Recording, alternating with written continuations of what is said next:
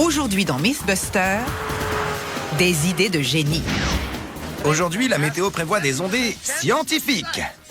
De la bonne humeur et tout un tas d'explosions. C'est comme un concours de t-shirts mouillés. Adam et Jamie s'attaquent à un mythe urbain classique. Ça doit être désagréable. Peut-on rester sec en mettant le pied au plancher dans une décapotable? Incroyable. Puis Grant, Carrie et Tori vérifient une histoire en 2 parties sur le popcorn. Pour commencer, peut-on faire du popcorn avec des explosifs? Puis avec un laser. Est-ce qu'il me manque un sourcil?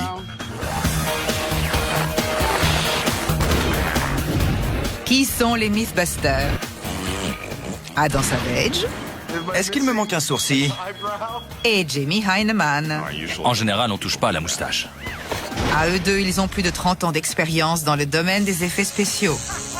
À leur côté, Carrie Byron, Quel pied! Grant Imahara Brûle! et Tori Bellecci. Allumez le feu! Ils ne se contentent pas de recenser les mythes, ils les mettent à l'épreuve.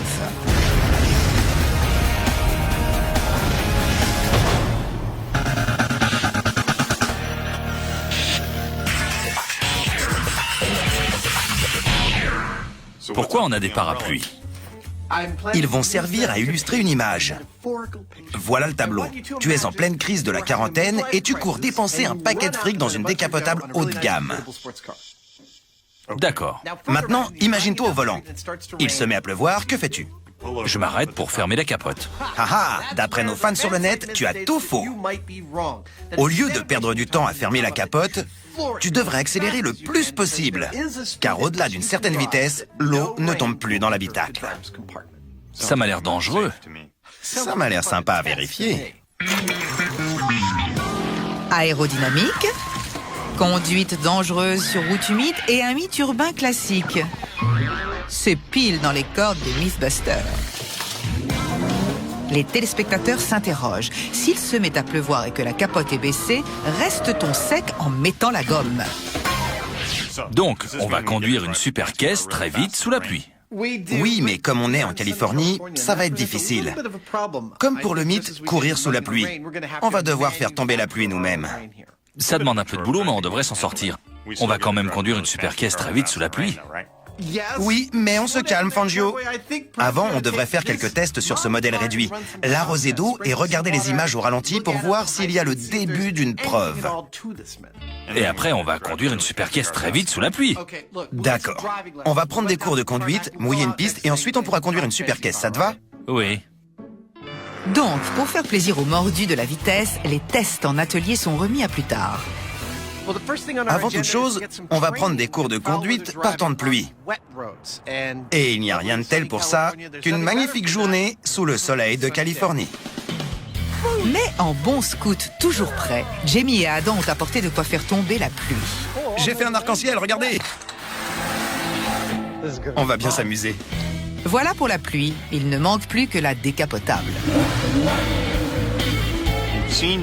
Si vous êtes un habitué de l'émission, vous savez qu'en général, nos voitures explosent. Mais pas celle-là.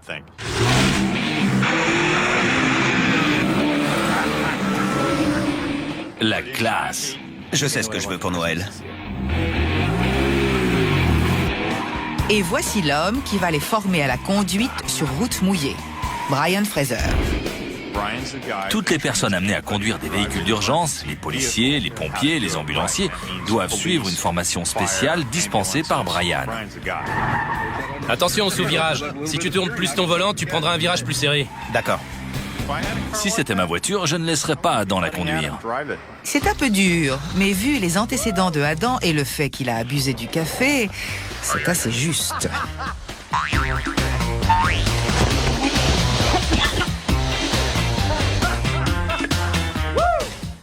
J'ai peut-être légèrement mouillé le micro. Bien que Adam y ait mis tout son cœur, le micro fonctionne encore. Il passe donc aux choses sérieuses. La route est mouillée, ce qui va entraîner une perte d'adhérence entre les pneus et le béton sur lequel on va rouler.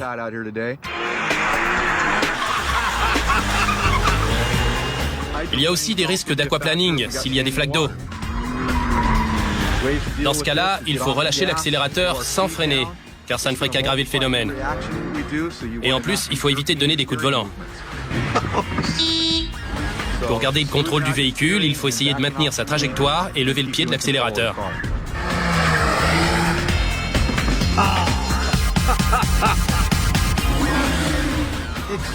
La grosse différence, c'est qu'une route mouillée est bien plus glissante qu'une route sèche. Désolé. Je crois qu'il faut surtout comprendre à quel endroit on perd le contrôle. C'est ça le secret. Quand on le sait, on peut soit l'éviter, soit le passer sans prendre trop de risques. Essayez de redresser après le virage. Et voilà. J'en ai perdu mon béret.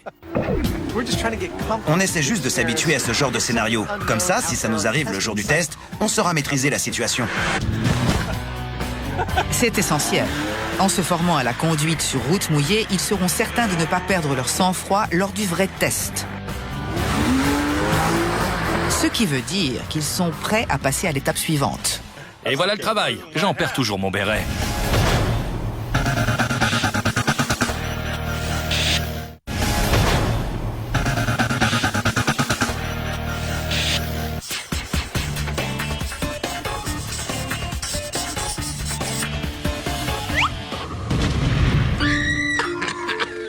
J'adore ce film. Regardez cette scène. Bon, j'adore aller au ciné, mais quel est le rapport avec le mythe? Nos fans aiment le popcorn autant que moi, et ils nous ont envoyé des tonnes de mythes sur le sujet. Du genre?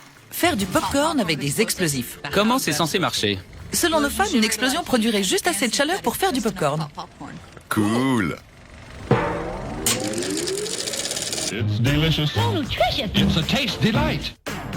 Le maïs à éclater et sa capacité d'expansion impressionnante est l'ingrédient idéal pour des catastrophes de proportions mythiques.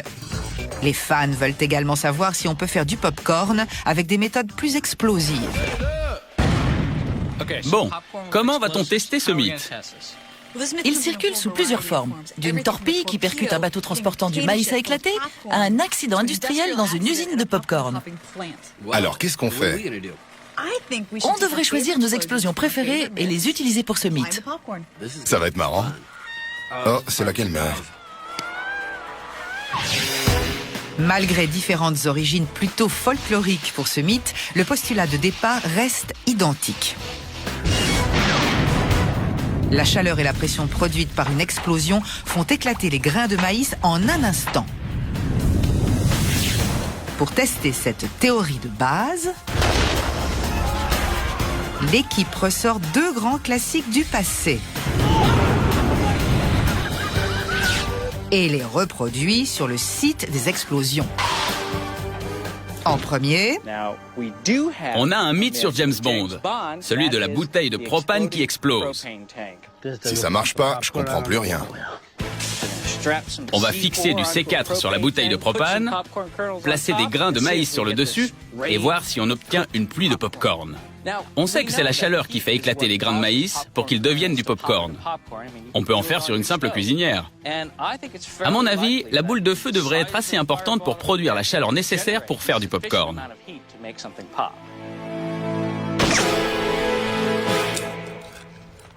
alors, ce cocktail de C4 et de propane fera-t-il éclater le maïs? Ou les grains seront-ils simplement secoués, remués et éparpillés tels des projectiles sur tout le site? Alors, explosion dans 3, 2, 1.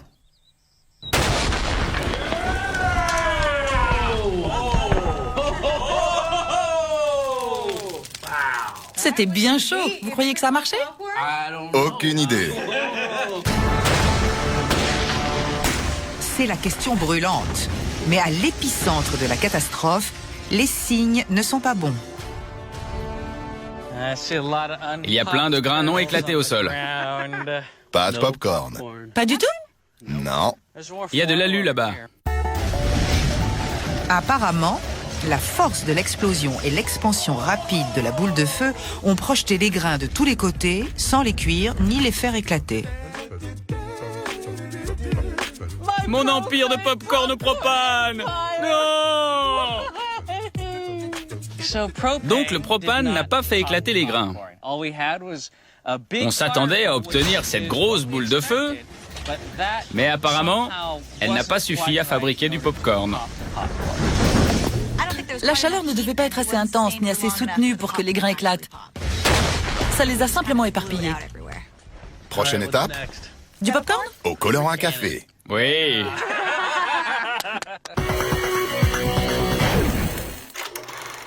C'est un mythe populaire chez les fans de l'émission. Peut-on rester sec en décapotable en mettant le pied au plancher? Après leur formation à la conduite sur route mouillée, au volant de leur cabriolet de luxe, Adam et Jamie sont de retour à l'atelier pour effectuer quelques tests préliminaires. Voici le dispositif pour le test à échelle réduite. Il y a 2 facteurs essentiels, le vent et la pluie. On va donc les créer à échelle réduite. Ce souffleur va simuler le vent sur la voiture. Et Jamie est perché sur la plateforme élévatrice à ciseaux. Il fera la pluie à l'aide d'un pulvérisateur contenant un colorant bleu pour qu'on voit bien les gouttes. Pas mal. Si jamais ce mythe contient un semblant de vérité, c'est-à-dire si le mouvement d'air généré par la vitesse empêche la pluie de tomber dans l'habitacle, prêt? Oui. On devrait voir les gouttes tomber. Et le vent qui remonte par-dessus la voiture devrait les empêcher de tomber sur les passagers qui se trouvent à l'intérieur du véhicule. Alors, le cabriolet et la pluie, c'est fait. Pour simuler le mouvement de la voiture, ils produisent un vent de 25 km/h. À toi de jouer.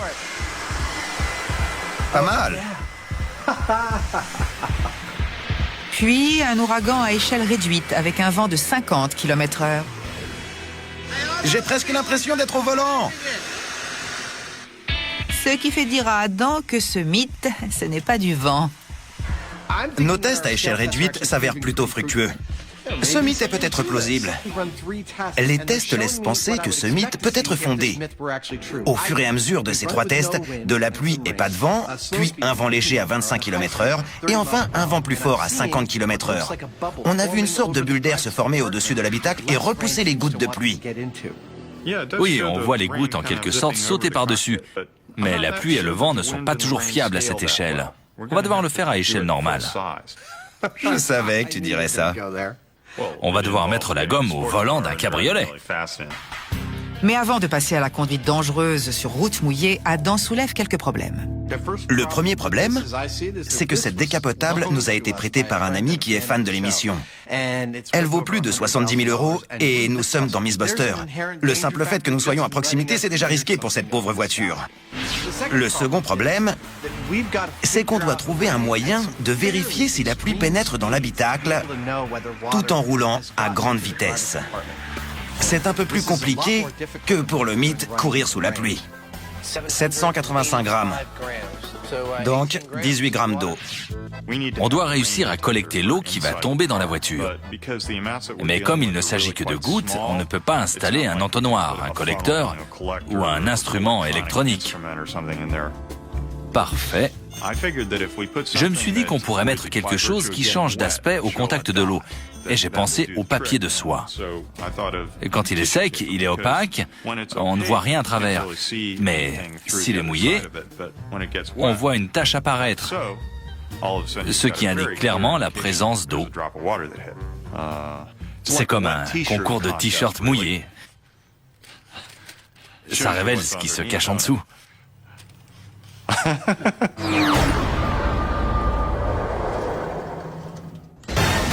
Pour l'instant, faire du popcorn avec des explosifs n'est pas une grande réussite. En fait, ça n'a pas marché du tout. L'importante expansion de gaz, typique d'une explosion, a simplement éparpillé les grains, sans les cuire.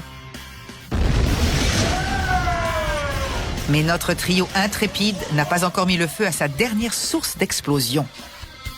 De toutes les boules de feu que j'ai vues suite à une de nos explosions, celle du colorant à café a produit l'expansion la plus lente.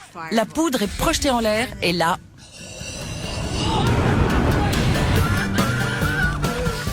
On va donc mélanger les grains et la poudre dans le canon.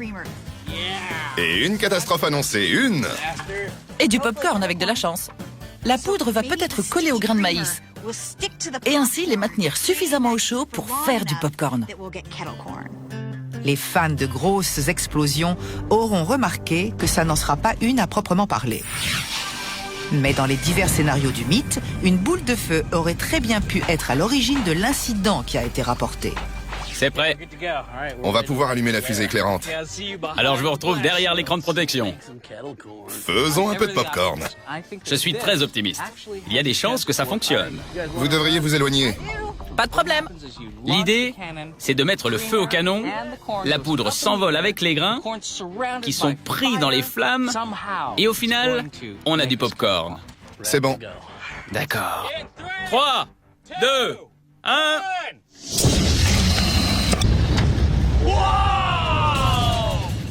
J'ai cru voir des trucs. Qui brûlait? Regardez les grains qui brûlent. Impressionnant! Allons voir si on a du popcorn. Le colorant à café s'avère à nouveau hautement inflammable. Résultat, une superbe boule de feu et ce qui ressemble à une pluie de nourriture en feu. Ça a marché. Du popcorn flambé! C'est brûlé, mais regardez! Non, c'est seulement la poudre qui a cramé. C'est pas du popcorn? Non, les grains n'ont pas éclaté. Mais je les ai vus retomber! Malheureusement, c'était simplement de la poudre. Mais pendant une minute, j'y ai vraiment cru. Le sort s'acharne! Mais qu'ai-je fait? On se retrouve avec plein de poudre et plein de grains de maïs non éclatés. La chaleur n'était peut-être pas assez intense, ou elle n'a pas duré assez longtemps, je sais pas. Tout ce que je sais, c'est qu'on ne s'y connaît pas assez en popcorn. Il nous faut un expert. Le mythe est à 2 doigts d'être déclaré bidon. À l'atelier, Carrie retrouve un professeur S-Popcorn. On a essayé de faire du popcorn avec des explosifs. La chaleur produite n'est peut-être pas suffisante. À votre avis, pourquoi ça ne marche pas? La température idéale est de 230 degrés Celsius. L'eau contenue dans le grain se transforme alors en vapeur et devient de plus en plus volumineuse, comme dans une cocotte minute, jusqu'à ce que la pression fasse éclater le grain. Ce qu'on mange, c'est l'amidon qui était condensé dans le grain. C'est ça le secret. Un grain de maïs à éclater est comme une cocotte minute composée de 3 couches. L'enveloppe extérieure dure, le milieu contenant de l'amidon et le germe au centre. Soumise à une chaleur soutenue, l'eau au centre se transforme en vapeur. La chaleur et la pression rendent l'amidon gélatineux jusqu'à ce que l'enveloppe éclate. Le reste de vapeur s'échappe et l'amidon refroidit en prenant la forme blanche que l'on aime tant grignoter. Si je comprends bien, ça a échoué parce qu'on n'avait aucun des critères requis. Il faut une température de 230 degrés pendant au moins 1 minute pour que l'amidon grossisse. Il n'y a donc aucune chance de faire du popcorn grâce à la chaleur éclair d'une explosion. C'est mon point de vue. En résumé, les explosions, conflagrations et autres combustions de ce genre ne permettront jamais de faire du popcorn. Bon, c'était très marrant, mais on n'a pas vraiment atteint notre objectif. Non, mais j'aimerais vraiment tester un autre mythe envoyé par nos fans. C'est pour ça qu'on est au cinéma. C'est quoi? Vous vous souvenez du film Profession Génie? Oui, un modèle pour moi. Tu te souviens de la dernière scène? Un laser fait éclater une quantité astronomique de grains de maïs dans une maison. Les fenêtres et les portes explosent sous la pression du popcorn. C'est le mythe qu'on va tester? Exactement, regardez. Une véritable inspiration pour Grant, un hommage au geek et une source pour ce mythe.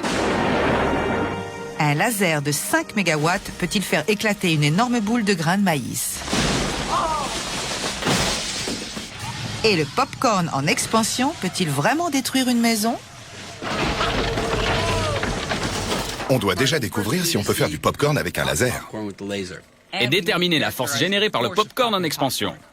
Faisons les choses dans les règles avant de livrer une pauvre maison à la puissance du popcorn. On va vérifier qu'un laser pour application militaire peut faire éclater du maïs pendant que tu calcules la force d'expansion. Ça marche. Allons-y. Attends, c'est le générique. Il y a des gens qui ont bossé là-dessus. Pas nous.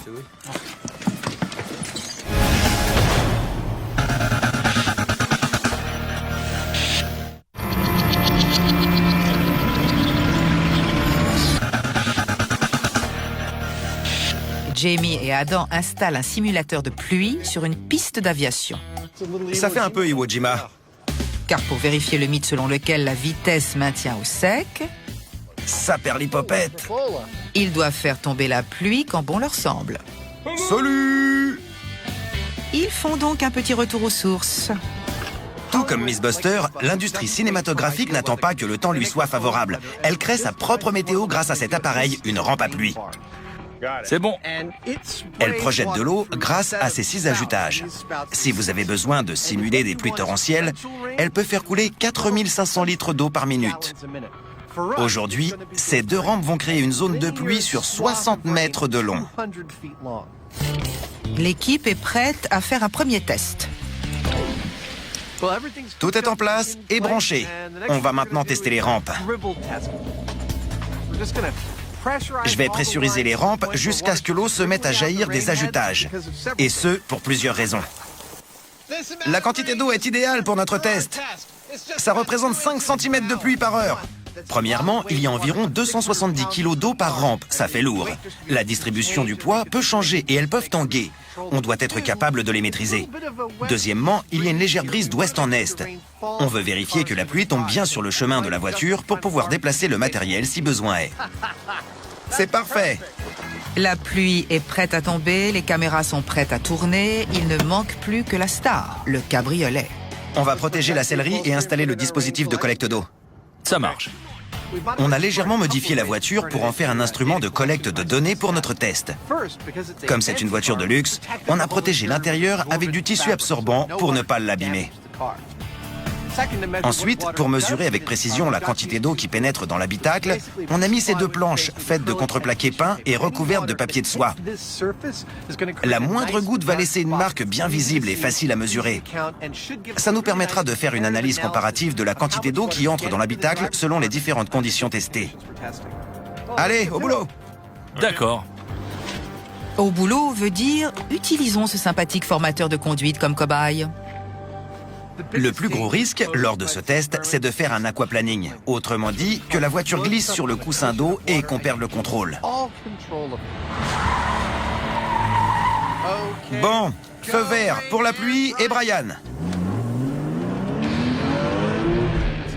Brian, notre formateur en sécurité routière, va rouler à 195 km/h sur le tarmac mouillé pour vérifier que c'est bien sans danger pour Jamie et moi. Brian s'apprête ni plus ni moins à traverser une vraie patinoire à près de 200 km/h. Ça pourrait être périlleux.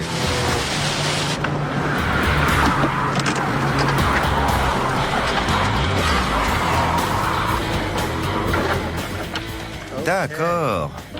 La voiture a fait un tour et demi sur elle-même, c'est pour cela que le spécialiste était au volant, et non Adam ou Jamie. Qu'est-ce qui s'est passé? Une belle démonstration d'aquaplaning. C'était plutôt impressionnant. Ouais, et assez marrant. Franchement, je tire mon chapeau à Brian. Sur la vidéo, on voit que son expression ne change pas. Il n'a pas bronché, alors qu'il tournait sur lui-même à 195 km/h. À l'évidence, ces tests seront dangereux. Rouler sur une surface mouillée à plus de 90 km/h peut vous envoyer dans le décor. Qu'en penses-tu, Jamie? Il l'a fait. J'y arriverai. Donc t'es partant. Mais on le fera à différentes vitesses. Ouais, à 90 km/h, la vitesse maximum autorisée sur autoroute. Puis on passera à 130 et on finira à 195. On n'ira pas plus vite que ça. D'accord. Mais un aquaplaning est quasiment garanti. Notre trio intrépide étudie des méthodes peu conventionnelles pour faire du pop-corn. Pour vérifier cette scène vue sur grand écran, Carrie et Tori retournent à l'école. Ils veulent découvrir s'il y a un soupçon de vérité scientifique dans ce mythe qui ressemble davantage à de la science-fiction. On voudrait savoir s'il est possible de faire du popcorn avec un laser. Et si c'est le cas, de le faire depuis un avion. Les deux doivent être réalisables selon la puissance du laser en question. Le laser qu'on voit dans le film est-il réaliste? 5 mégawatts, c'est un peu beaucoup. Ce n'est pas impossible, mais actuellement, même les lasers chimiques ne dépassent pas les 100 kilowatts. On est encore loin de développer un laser de 5 mégawatts. Au fait, Grant avait une question très sérieuse pour vous.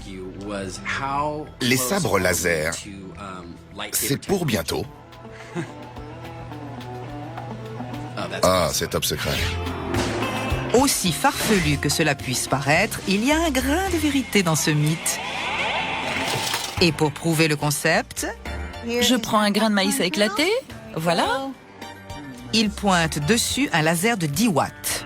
On fait du popcorn avec un laser. Grâce à la caméra thermique, je vois des points de chaleur au sommet et au bas du grain qui grossissent lentement. Je suis presque sûr que ma mère ne le faisait pas comme ça. Mais la mère de Grant, peut-être. Il a éclaté! Ça prouve le concept. Maintenant qu'on sait que ça fonctionne avec le laser, concentrons-nous sur la force du popcorn. C'est super cool. Allons-y. Et super bon.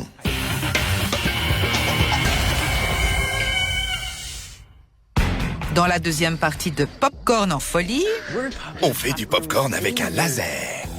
Grant, Carrie et Tori ont découvert qu'on pouvait faire du popcorn avec un laser, comme dans le mythe. Ça prouve le concept. Il ne nous manque plus qu'un laser de 5 mégawatts pour vérifier si du popcorn en expansion peut casser des portes et des fenêtres. En fait, non. Il n'existe pas de laser allant au-delà de 100 kW et ils sont utilisés par les militaires.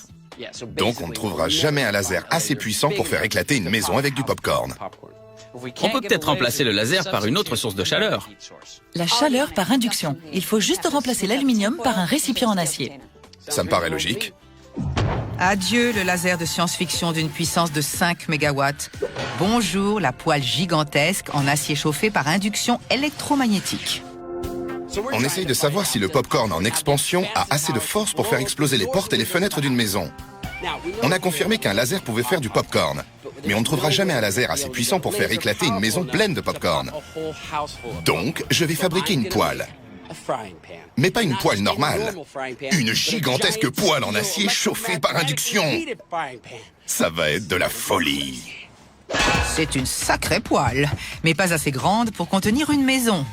En fait, il va y avoir un second changement par rapport au film. L'équipe va faire un premier test à échelle réduite avec une simple fenêtre.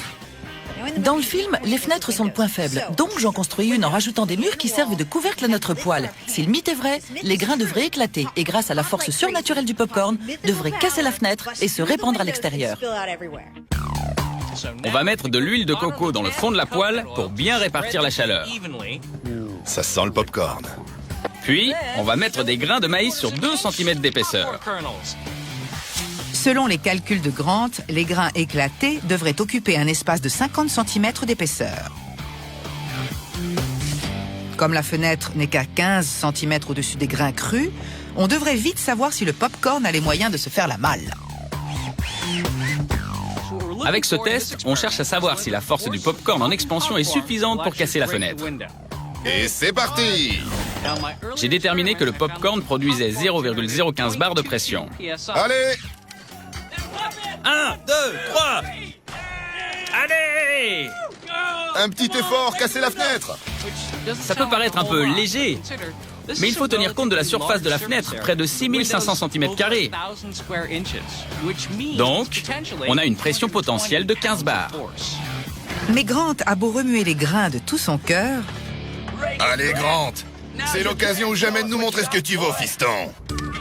le popcorn ne réussit pas à casser la fenêtre, et ce pour une bonne raison. Confiner les grains quand ils cuisent les empêche d'éclater. La plupart des grains semblent avoir éclaté. Vous vous demandez peut-être pourquoi on n'en rajoute pas pour qu'ils cassent la fenêtre. En fait, passer une certaine quantité de grains, non seulement la compression les empêche de grossir autant, mais tout finit par brûler. On ne peut donc pas faire éclater plus de grains dans ces conditions. La situation est inextricable. Comprimer les grains les empêche d'éclater et donc d'exercer leur fameuse force d'expansion. Mais notre trio ne s'avoue pas encore vaincu. Grâce à tes calculs, on connaît la force que les grains en expansion sont censés produire. On pourrait éliminer la cuisson de l'équation et exercer cette force sur du popcorn tout prêt. Comme ça, on découvrirait si le popcorn est assez puissant pour s'échapper d'une maison. Ou s'il finirait en miettes sous la pression. On s'y remet ? Oui. Ouais. Adam et Jamie cherchent à découvrir si pour rester sec en décapotable, il faut mettre la gomme au lieu de fermer la capote. On commence par le test témoin. Le mythe dit que si on roule avec la capote baissée et qu'il se met à pleuvoir, il est inutile de perdre du temps à la refermer. Il faut plutôt mettre le pied au plancher, donc c'est ce qu'on va faire. Mais il faut bien qu'on ait de quoi comparer. D'où le test témoin qui consiste à conduire sous la pluie, s'arrêter, fermer la capote et voir la quantité d'eau collectée. Bon, Jamie, voilà la scène. Tu es au volant de ton cabriolet et là, il se met à pleuvoir. Donc, tu t'arrêtes pour remonter la capote, tu vois? Pour que ce soit plus réaliste, il va vraiment pleuvoir. Pigé? Super. Bonne chance, champion! En communication directe avec les dieux de la météo, Pression en attente. ou du moins avec John, l'opérateur du simulateur, Adam fait tomber la pluie. Aujourd'hui, la météo prévoit des ondées scientifiques. Allez-y, ouvrez les vannes. Jamie, à toi de jouer. Souvenez-vous, ce test servira à comparer les autres résultats. Arrête-toi et remonte la capote. Ça doit être désagréable. Si vous êtes assez fou pour rouler capote baissée sous la pluie, nous voulons savoir à quel point vous serez trempé durant le temps nécessaire pour remonter la capote. Tu peux repartir. La réponse est claire. Jamie est tout mouillé. Alors, t'as l'air trempé. Je le suis. Regarde nos planches. On ne peut même pas compter les gouttes. Elles sont entièrement mouillées. Je ne sais pas si conduire très vite pour rester sec va se révéler efficace. Mais à l'évidence, s'arrêter pour remonter la capote n'est vraiment pas un bon calcul. Arrête-toi et remonte la capote. Maintenant qu'on a un test témoin, il est temps de passer aux choses sérieuses. Si ce mythe est un tant soit peu véridique, il devrait y avoir moins d'eau sur nos planches. Parfait. Mais les dieux de la météo, les vrais, aussi connus sous le nom de phénomènes météorologiques, ont décidé de mettre des bâtons dans les roues de Adam et Jamie. Grant, Carrie et Tori se demandent si du popcorn en expansion peut casser une maison. Oh, je m'attendais à des impacts plus violents. Oui. La cuisson à grande échelle n'a pas fonctionné. Ils préfèrent donc se concentrer sur le potentiel d'expansion du popcorn. On sait qu'en éclatant, les grains produisent une certaine force. 0,015 bar. On va retenter l'expérience en utilisant une autre approche. On va fabriquer une maison, la remplir de popcorn préparé à l'avance et exercer la force du popcorn en expansion pour voir si c'est suffisant pour casser la maison. C'est chaud! Est-ce qu'il me manque un sourcil? Donc, ce test à grande échelle va démontrer si la force d'expansion du popcorn est vraiment dévastatrice. Ils vont remplir une maison de popcorn sur lequel ils vont exercer une pression de 0,015 bar. Le popcorn va-t-il finir en miettes? Ou la maison va-t-elle éclater comme le suggère ce mythe?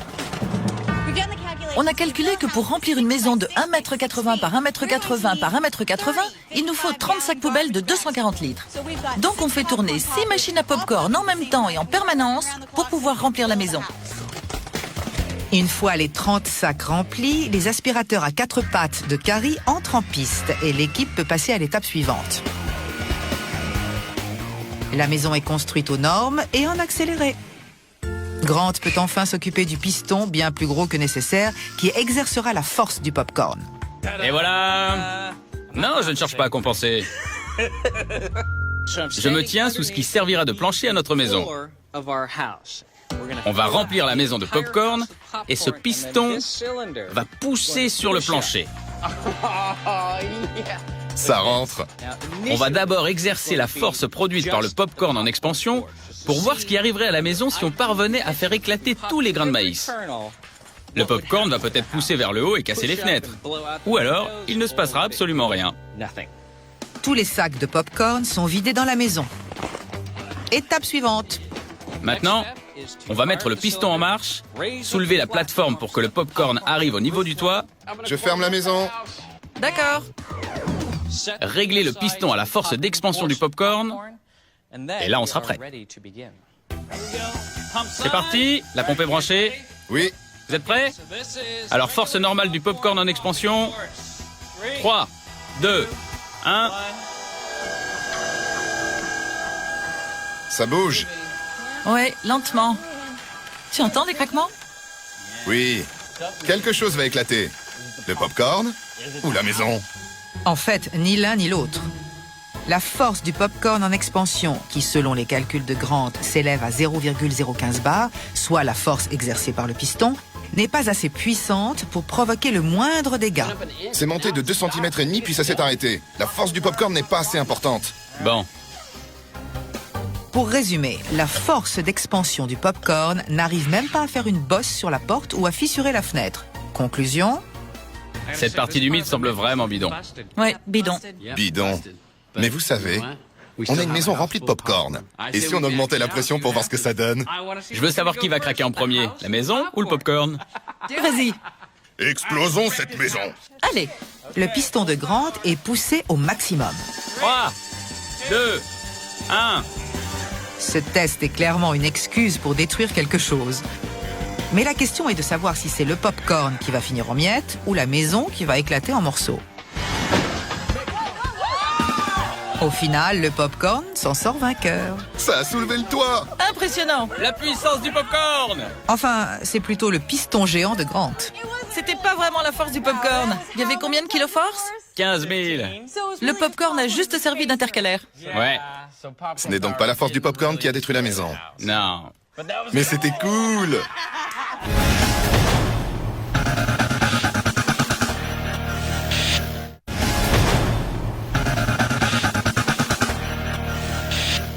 Aujourd'hui, la météo prévoit des ondées scientifiques. Alors que le temps s'éclaircit, cette prévision semble juste. Lors du test suivant à 110 km/h, Adam et Jamie chercheront des traces d'eau sur les planches recouvertes de papier de soie. Je prédis qu'en regardant les images au ralenti, on verra que le vent fait dévier la pluie, en créant une bulle d'air au-dessus de Jamie. Les faiseurs de pluie, à vous de jouer. Il devrait y avoir beaucoup moins d'eau sur les planches. Jamie, tu vas pouvoir y aller. Tu dois mettre la gomme et atteindre les 110 km/h. Jamie suit les consignes. Il atteint la vitesse prévue et s'y maintient pendant toute la durée du parcours. Arrêtez la pluie. Jamie n'a pas fait d'aquaplaning ni perdu le contrôle. Passons donc tout de suite au résultat. Regardez ça! Impressionnant. Il n'y a pas du tout d'eau au milieu de la planche à l'arrière. En revanche, il y en a sur le coin gauche en haut et sur le haut de l'autre planche. Je remarque aussi que les différentes taches d'eau sont du côté du vent, c'est-à-dire du côté d'où vient le vent quand tu conduis. Le vent a donc un impact sur la pluie. Il faut aussi noter qu'il n'y a eu que très peu d'eau dans l'habitacle lors du test à 110 km/h comparé au test témoin. Exact. J'avais prédit qu'il y aurait moins d'eau. Mais pas si peu. Ce mythe est peut-être fondé. Une conviction que le ralenti ne fait que confirmer. C'est très clair. Il y a comme un mur. On voit bien la bulle d'air, non?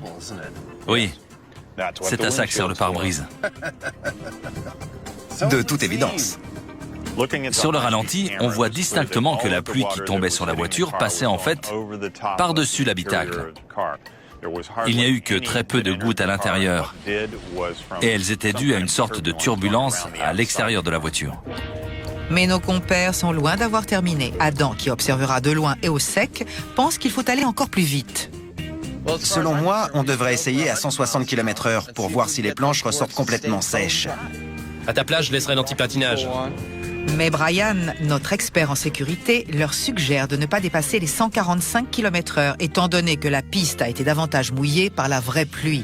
Je laisse aller. Essaie de contrebraquer, mais si tu n'y arrives pas, tu la laisses partir. Compris. Je dois faire ce test à 145 km/h. Un aquaplaning à cette vitesse peut être très dangereux.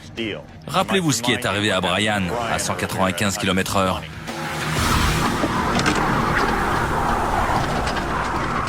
« 145 km/h, c'est déjà très rapide. Je croise les doigts pour que je ne fasse pas la toupie comme Brian. » 145 km/h? Ça marche. Alors c'est parti. Ouvrez les vannes à fond. Je suis prêt à me lancer. Super. Jamie, tu peux y aller maintenant. Faites tomber la pluie.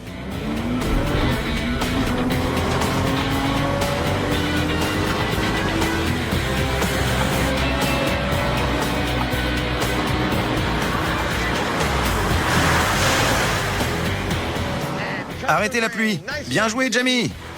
Il n'a pas fait d'aquaplaning. Génial. Baissons la capote pour voir le résultat. Hé, vieux! T'as vu ça? Ça, c'est du résultat. Pas mal. Pas mal du tout. Elles sont complètement sèches. On cherchait à savoir si conduire plus vite sous la pluie permettait de rester sec. Et c'est le cas. Ce n'est pas très efficace à 40 km/h, mais plus on accélère, et plus l'eau est détournée. C'est assez logique, puisque si la pluie tombe comme ça et qu'on roule dans ce sens, alors le pare-brise va faire dévier la pluie et la faire passer au-dessus de l'habitacle, et on reste sec. Donc c'est logique d'accélérer. Plus on va vite, mieux c'est. Oui, on risque de finir dans un arbre, mais bon. Mais on sera sec. Oui. Monsieur le juge, mesdames et messieurs les jurés, lors de mon plaidoyer, j'aimerais attirer votre attention sur la preuve numéro 24. Un extrait du mythe « Haillons relevés ou baissés », vérifié par Miss Buster. Lors du test de l'eau et des flocons d'avoine, on voit une bulle se former à l'arrière qui permet à l'air de passer par-dessus le plateau du pick-up. La forme que les ingénieurs ont donnée à ce cabriolet, qui reste aérodynamique, même quand la capote est baissée, produit la même bulle d'air au-dessus de l'habitacle. Et je soutiens que c'est ce qui permet de rester sec en roulant vite. C'est un vrai dilemme, car je n'ai pas vraiment envie de confirmer ce mythe. Oui, conduire très vite sous la pluie peut s'avérer très dangereux. Que dis-tu de plausible mais pas recommandé? Ça me va.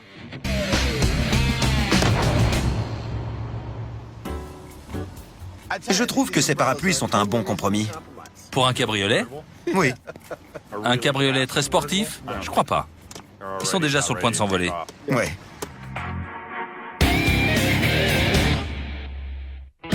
Le chemin fut long et sinueux pour ce mythe sur le popcorn. Grant, Carrie et Tori ont découvert qu'on ne pouvait pas en faire grâce à des explosifs. En fait, ça n'a pas marché du tout. Mais avec un laser, ça fonctionne. En revanche, un laser de 5 MW qui fait éclater une énorme quantité de grains de maïs qui font ensuite exploser une maison, ça, c'est de la science-fiction. C'est bidon. Oui, bidon. Notre maison n'a pas explosé. Or, ce mythe demande une explosion. Donc on est revenu sur le site et voilà le programme. On va mettre du C4 sous et sur le popcorn et avant la fin de la journée, on devrait voir une pluie d'éclats de bois et de grains de maïs et puis c'est tout. J'ai pas appris ça à l'école de déminage. On a commencé par un gros boom, on va finir pareil. On a fait un sandwich au popcorn et au C4. Vous êtes prêts? Ouais.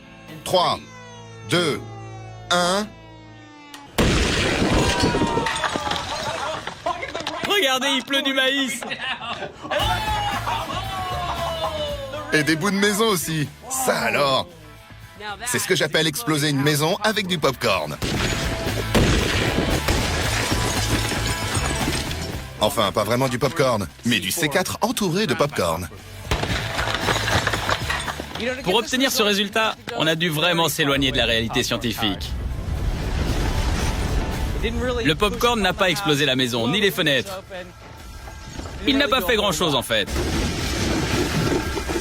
Le popcorn destructeur, c'est de la science-fiction. Mais cette explosion, ça, c'est du génie.